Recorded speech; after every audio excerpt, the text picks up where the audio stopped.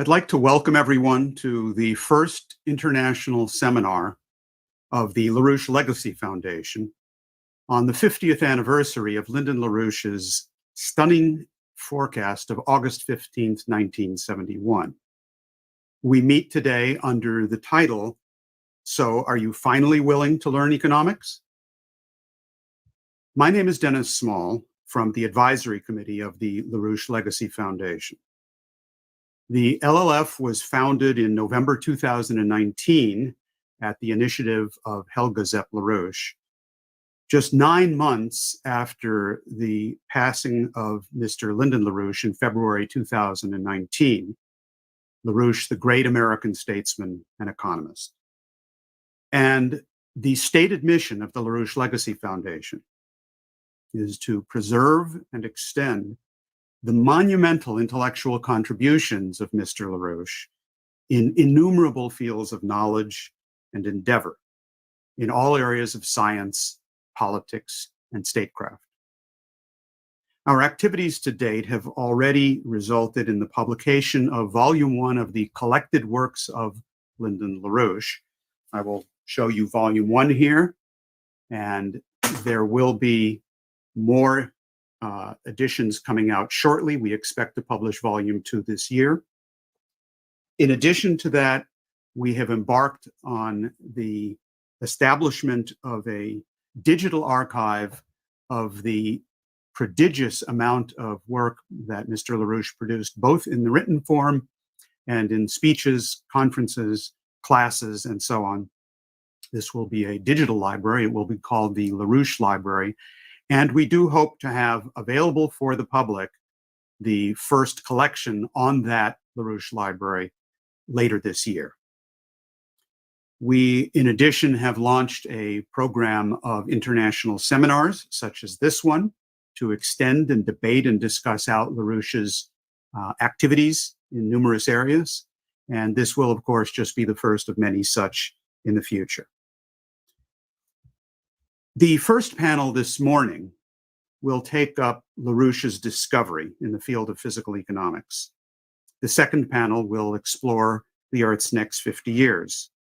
We are honored to have with us today panelists from Germany, Russia, China, Slovakia, Ukraine, Brazil, Mexico, France, Trinidad and Tobago, Argentina, the Philippines, Colombia, and the United States, as well as messages of greetings from Peru and Japan. We have an audience which is international, and you will be hearing in the question and answer period from some of those individuals who choose to ask questions of the panelists today, which will follow at the end of the presentations. This seminar is being simultaneously interpreted into Spanish, French, German, and Russian. We're motivated by science and LaRouche's unique discoveries in numerous fields.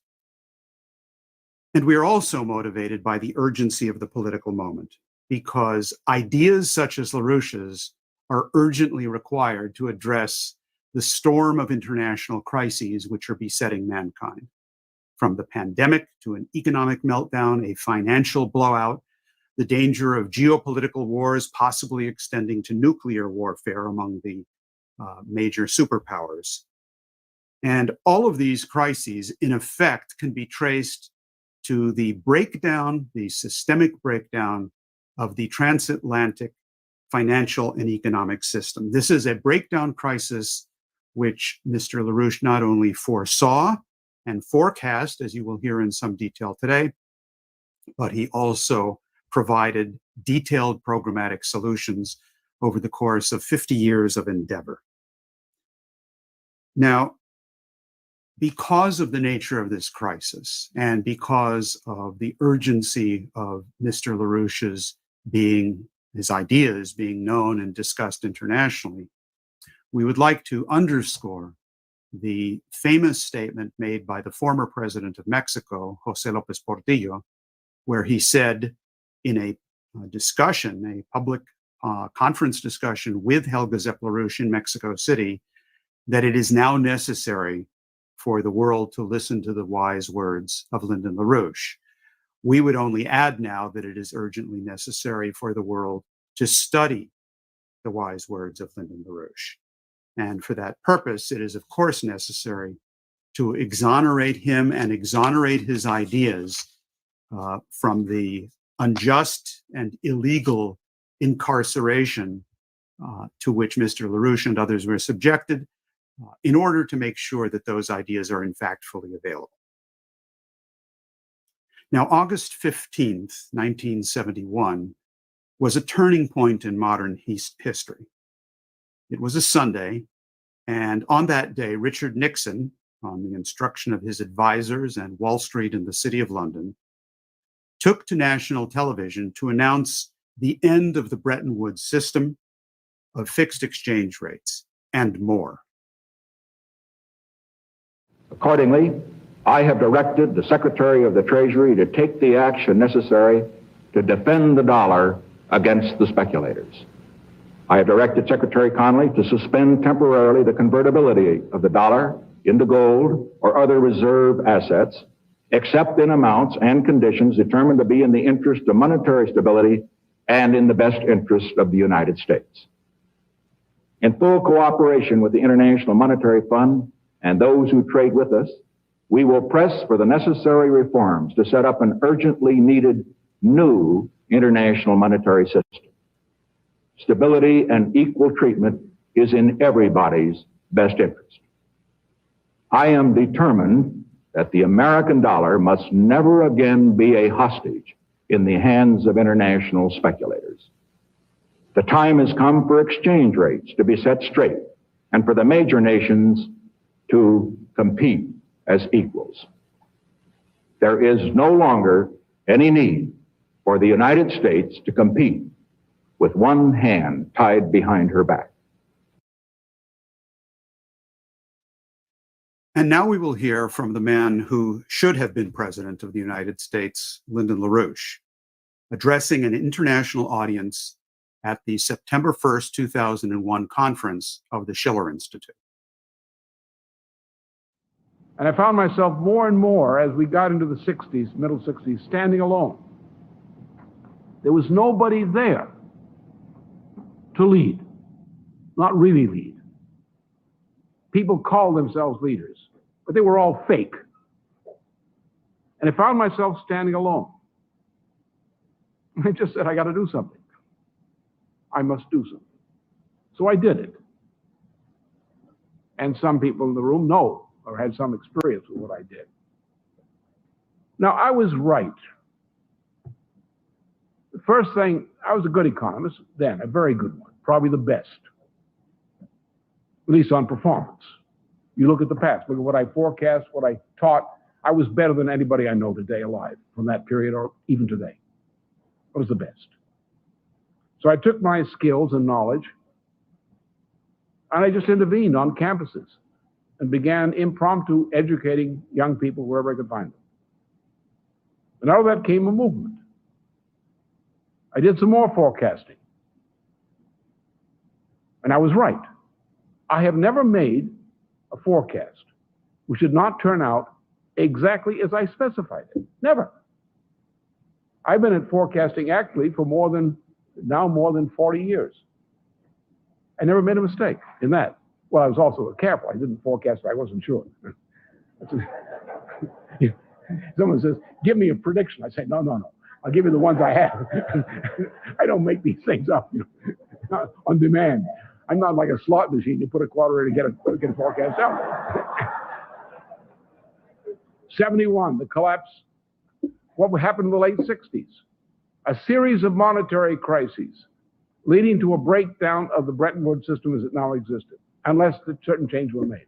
It happened exactly that way. 1967, the British pound sterling crisis. February, March, 1968, the dollar crisis. 1970, the Penn Central and Chrysler crisis. 1971, the collapse of the entire monetary system. 1975, a new wave of this. Then came the Carter administration, which destroyed all regulation to speak of, destroyed everything, infrastructure upon which this country was based. And we're suffering today because of a collapse of infrastructure which has been in progress for 30 years. For 30 years, the United States has had a negative investment in basic economic infrastructure, in transportation, in urban development, in power generation and distribution, in medical care, and so forth. We have been destroying ourselves as a nation over 30 years, culturally in every other way. And I found myself standing alone. I warned against Carter in a campaign I ran in 1976, and I was right. I warned against what Carter represented and what Bush represented in 1979, 1980, in that campaign. I was right. I warned what was coming out of the degeneration of the Reagan administration in 1984 in the presidential election campaign, which changed history in this country and in the world. And I was right. 1988, I forecast the immediately following collapse of the Soviet system and outlined what had to be done about that. And I was right. But I found myself, as you know, largely standing alone, surrounded by a few friends and a few friendly souls who would agree with me. So what do you live for? Do you live like an animal to go out with a whimper? Or do you live like a human being, knowing that you are doing something, you are developing in yourself, something which will be transmitted to future generations to make humanity better in the future? You no longer are a little person living in a little neighborhood with a little mind, with little ambitions and little interests. You suddenly become a very big person because you have the minds of some of the greatest people in history before you live in you, in your replication of what exactly their act of discovery. You do things with pride to say, he was right. This was a great discovery. We've got to use it for mankind's benefit. You say, I've got to do something to make the future better for those who come after us. And I can die with a smile on my face because I've lived well. I've lived at peace with the greatest people of the past, or at least some of them. And I can live at peace with joy in the people of the future. I will live forever in this process.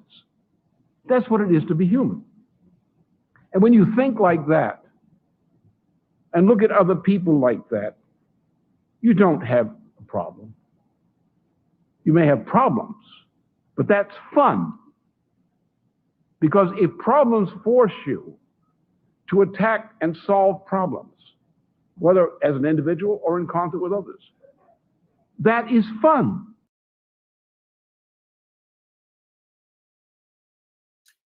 And so we have our charge today, which is to have fun. Our panel this morning consists of Helga Zepp-LaRouche from Germany, Ding Yifan of China, Josef Mikloshko of the Slovak Republic, Dr. Natalia Vitrenko of Ukraine. In addition to the first panel from the second, for technical reasons, Dr. Kirk Megu of Trinidad and Tobago will speak on the first panel, Yekaterina Fyodorovna Shamayeva of Russia, Paul Gallagher of the United States, and then a presentation of LaRouche on the world stage. We will introduce each of these speakers with a bit more background as they each come up to speak. This will be followed by a question and answer period, hopefully of about an hour's duration, in which we encourage all listeners from every corner of the planet to send in their questions to the following email address: questions@LaRoucheLegacyFoundation.org. questions@LaRoucheLegacyFoundation.org in all languages. Our keynote speaker today is Helga Zepp-LaRouche. She is the founding board member of the LaRouche Legacy Foundation. She is president of the International Schiller Institute. And in a word, Helga was Lyndon LaRouche's closest philosophical associate and political collaborator and his wife for over 40 years. There is no one more qualified than she to discuss LaRouche's discovery and to carry his legacy forward. Her topic today is the LaRouche method. I greet you wherever you may be around the globe. The history of the transatlantic world is unfolding as a drama in which it is unclear whether it will end as a tragedy or point the way to a new era of universal history. Contrary to the two-dimensional assumptions of many contemporaries entrapped in the here and now of sense perception, the current state of the world is in no way the result of natural processes, forms of historical materialism, or chance, but rather the result of false axiomatic assumptions concerning the reality on the part of important decision makers and their influence on leading institutions. We are gathered here today on the 50th anniversary of the prophetic forecast of Lyndon LaRouche on the effects of President Nixon's fatal decision of August 15th, 1971, to destroy the Bretton Woods system and replace it by a system of flexible exchange rates. LaRouche, my late husband, at the time was the only economist worldwide who recognized the systemic break in all of its implications, represented by such a switch from an economy based, despite all its imperfections of the post-war period, on scientific and technological progress to a monetarist model of economy. LaRouche warned at the time that the continuation of this monetarist policy would inevitably lead to a new depression, a new fascism, and the danger of a new world war, unless it were replaced by a new world economic order. LaRouche's forecast now seems to be born out of with terrible precision.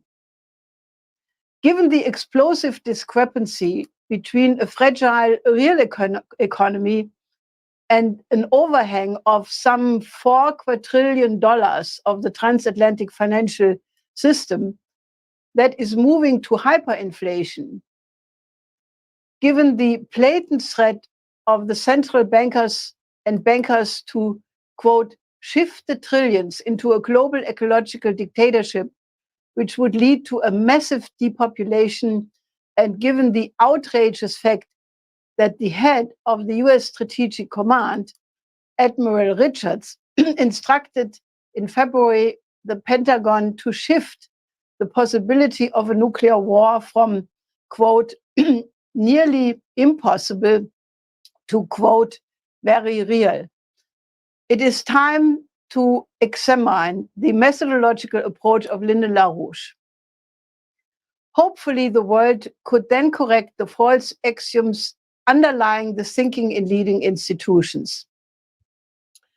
Lyndon LaRouche is unquestionably one of the most productive original authors of his time. And to understand his economic method in depth, it is necessary to study the major parts of his enormous works, which the LaRouche Legacy Foundation is committed to publishing. But as an entry point into his method of thinking, the best is to begin with his own description as he presented it in his essay on LaRouche's discovery, published on November 21st, 1993. LaRouche said, "The central feature of my original contribution to the Leibniz science of physical economy is the provision of a method for addressing the causal relationship between, on the one side, individuals' contributions to axiomatically revolutionary advances in scientific and analogous forms of knowledge, and on the other side, consequent increases in the potential population density of corresponding societies. It is the application to political economy. My method focuses analysis upon the central role of the following three-step sequence. First, axiomatically revolutionary forms of scientific and analogous discovery. Second, consequent advances in machine tool and analogous principles. Finally, consequent advances in the productive powers of labor. That is, in a nutshell, the quintessence of LaRouche's discovery, which provides an unerring yardstick as to whether an idea, a technology, or an investment is conducive to ensuring the sustainable long-term existence of mankind, or whether it contributes to the collapse of society. Russian scientist Boris Kuznetsov considered this concept so fundamental that he was convinced it would go in the history of science under the name of La, just as other measurements were named after their discoverer, such as watt, ampere, or volt. From an early age, LaRouche was a truth-seeking mind who very quickly recognized the hollowness of accepted manners, as well as the epistemological defects of various theories and convictions. Early on, he embraced the work of Leibniz, his notion of the pre-established harmony inherent in the universe, and the existence of monads, which reflect in almost folded-in ways the entire lawfulness of the universe, as well as the principles of physical economy defined by Leibniz and the principally infinite degrees of freedom of thinking that arise from Leibniz's concept of the best of all worlds. Next slide. LaRouche described in his autobiography of 1988 how he, on the basis of his understanding of classical Greece, identified a clear notion of the harmonic proportions of living processes. Next slide. Here you see the perfect city and a painting by Leonardo. As it reflected in the principle of the golden section in great works of painting, sculpture, architecture, and in similar ways in poetry and music. His knowledge about the great thinkers and artists of the Italian Renaissance had taught him that all the living processes, morphology of growth, is harmonically ordered in a manner consistent with the golden section, and that ordering is a guideline for beauty, and that non-living process and that of non-living processes is not.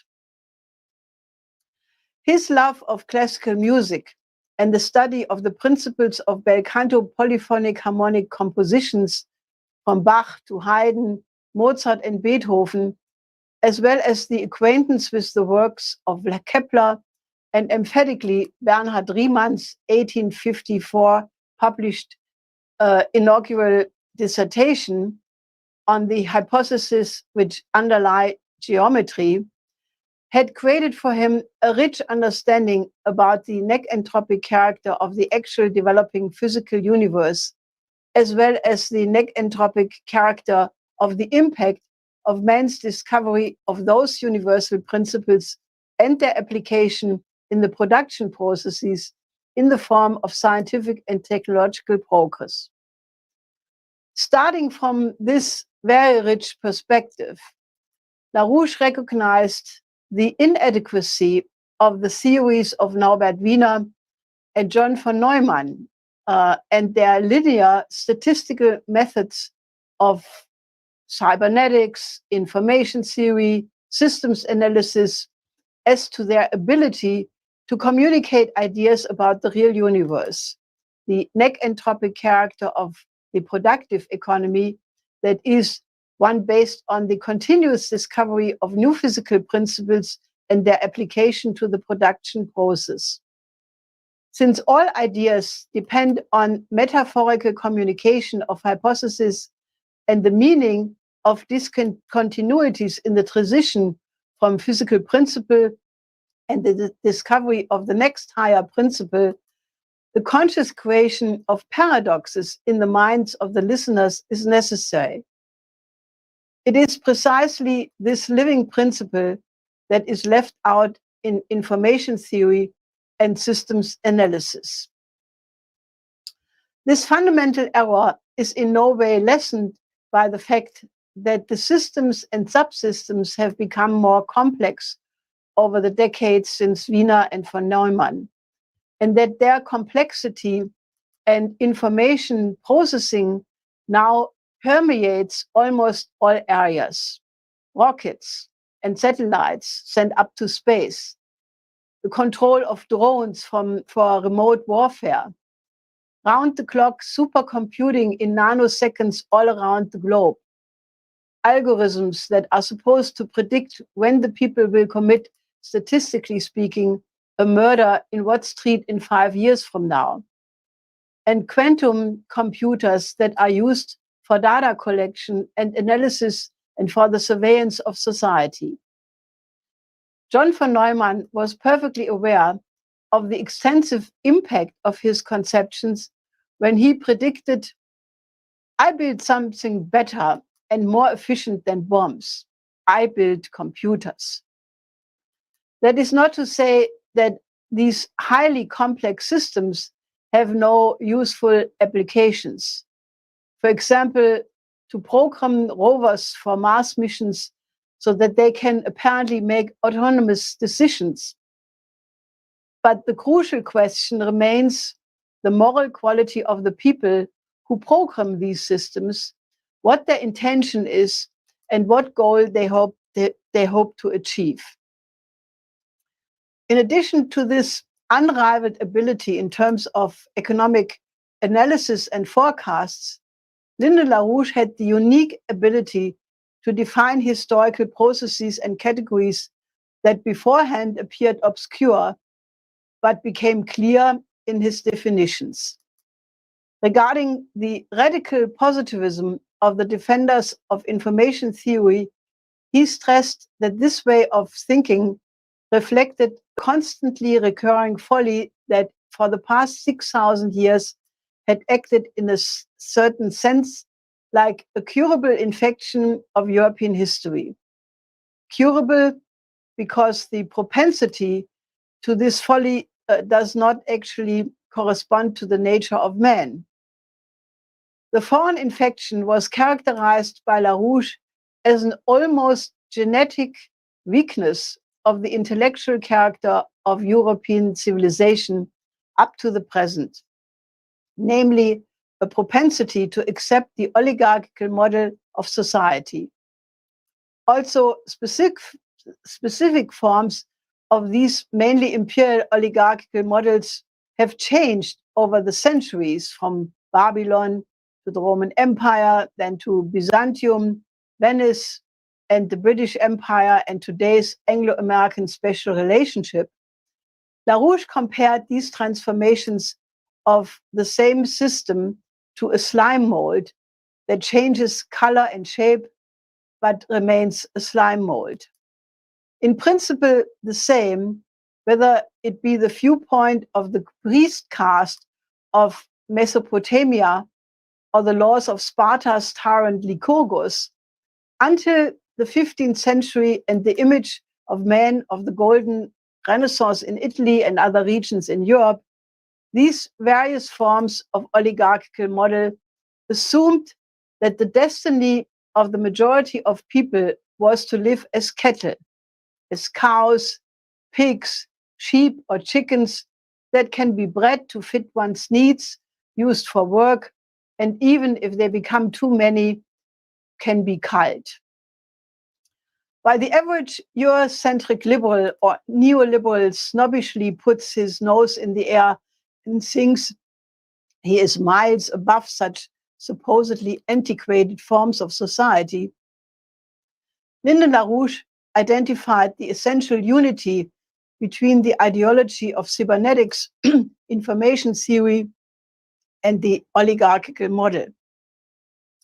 In his article, Information Society, A Doomed Empire of Evil, published on April 13th, 2000, he emblematically takes apart the confessions of Bill Joy, the co-founder of Sun Microsystems, as the latter expressed them in an article in the April issue of the magazine Wired, titled Why the Future Doesn't Need Us. The subject is the scenario still rampant today in the IT community of how computer scientists succeed in conceiving intelligent machines that are faster and more efficient than their inventors, who will then become so dependent on their capability that they will ultimately have no choice but to accept their decisions.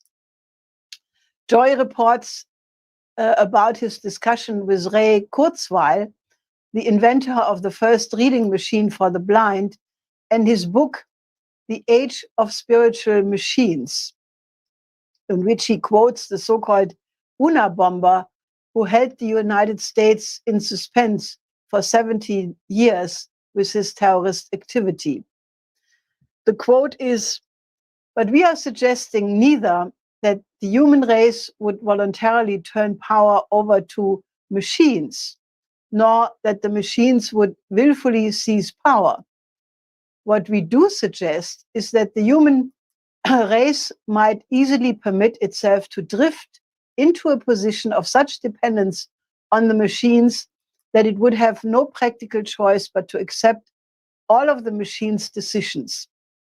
As society and the problems that face it became more and more complex and the machines become more and more intelligent, people will let machines make more of their decisions for them, simply because machine-made decisions will bring better results than man-made ones.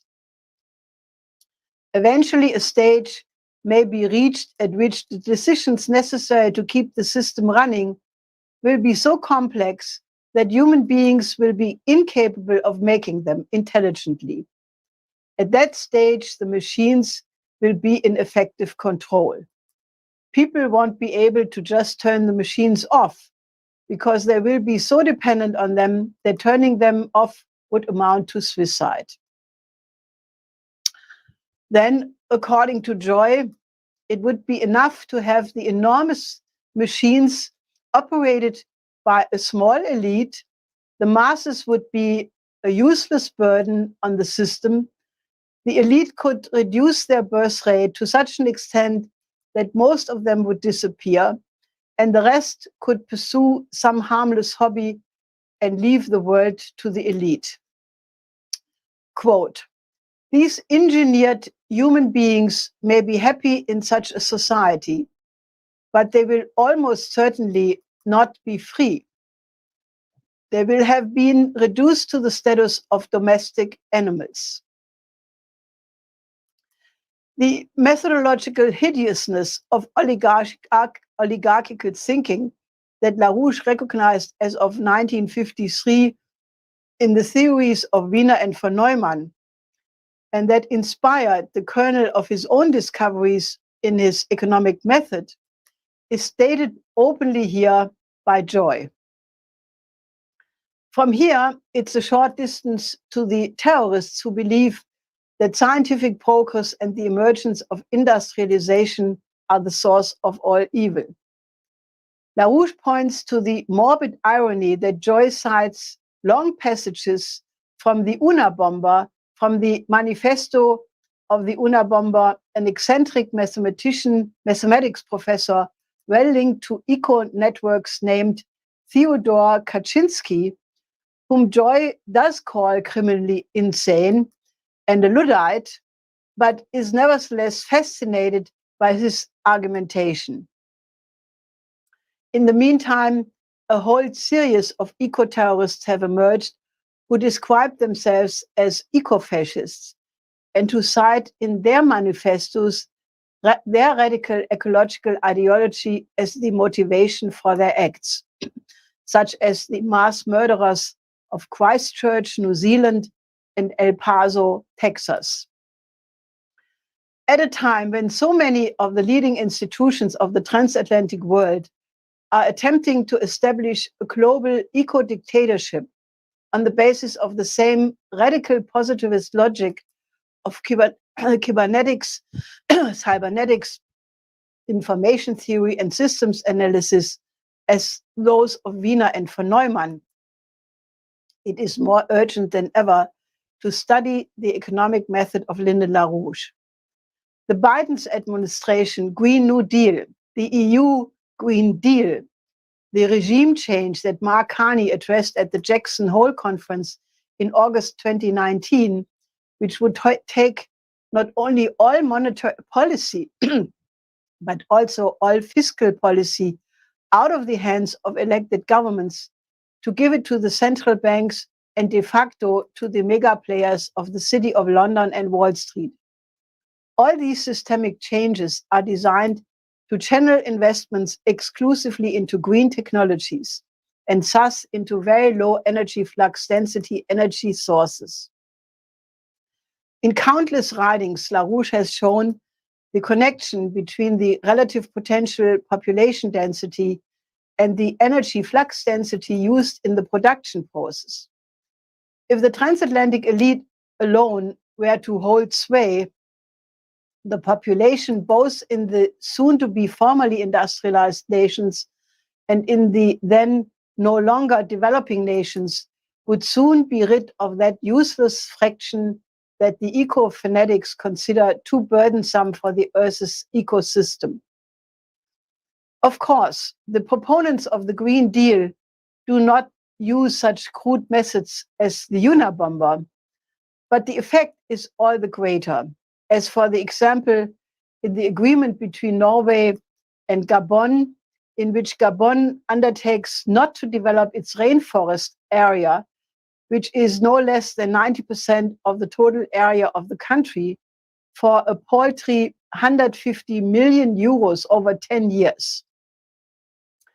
One could estimate how many hospitals, schools, and industrial parks will not be built, how many children will not reach the age of 5, etc., because of that. One could also calculate by how many years the lives of people living in poverty in the United States and in Europe will be shortened if hyperinflation eats up their savings while the billionaires continue to rake it in. But of course, these are only armchair criminals or computer designers, as von Neumann noted.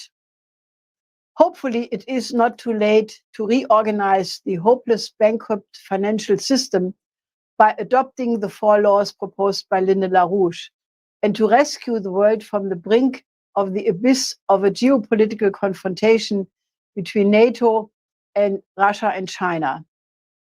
Such a solution requires the West to understand the reasons for the relatively phenomenal success of the Chinese economic model, namely that it focuses in practice on continuous innovation and the excellent education of an enormously large number of young scientists and professionals, while spending 10% of the GDP on the cultural development of its population.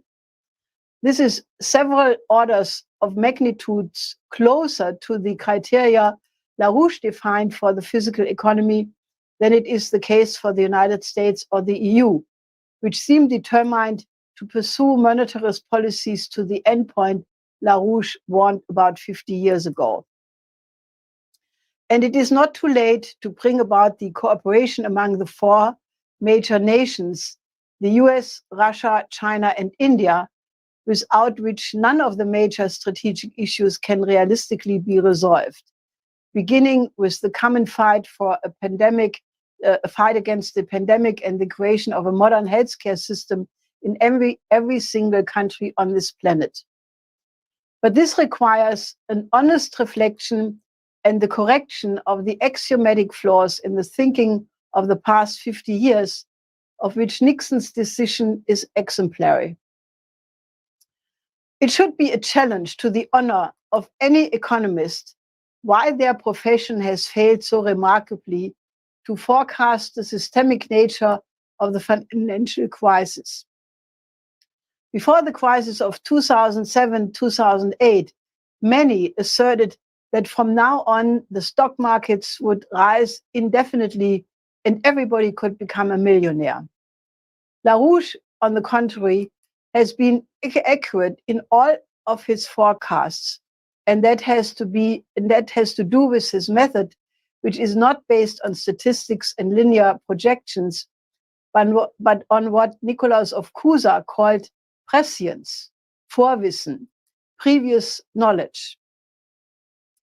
Since LaRouche has a clear conception about the neck-entropic character of the laws of the universe and the necessary affinity of those laws with those of the creative powers of the mind, he knows in principle what the next step of the necessary discovery has to be. In that sense, factors that determine the development or do damage to the creative powers of the minds of the workforce are much more meaningful in respect to the future productivity of an economy than monetary figures. For that reason, he was the only economist in the 60s who recognized the devastating impact of the rock, drug, sex counterculture on the creative potential of entire generations and therefore the long-term productivity of society. The GDP, on the other hand, is happy to calculate the income of drug-infested rock concerts as well as the income of brothels and tattoo parlors as positive quantities. It is that quality of prescience which explains why, with LaRouche, the science of physical economy achieved the quality of the, quote, queen of sciences, since physical economy encompasses all fields of knowledge which are necessary for the long-term survivability of mankind, i.e., all the natural sciences and all the classical arts. It is the absolute merit of LaRouche that he demonstrated, contrary to the importance given to the job specialization in modern times, that the faculties of the mind, which make great discoveries of breakthrough knowledge, are the same for both the natural sciences and great classical art. It is that same quality of prescience, the capacity for adequate hypothesis, which enabled Eratosthenes to calculate the circumference of the Earth with the help of a sundial to a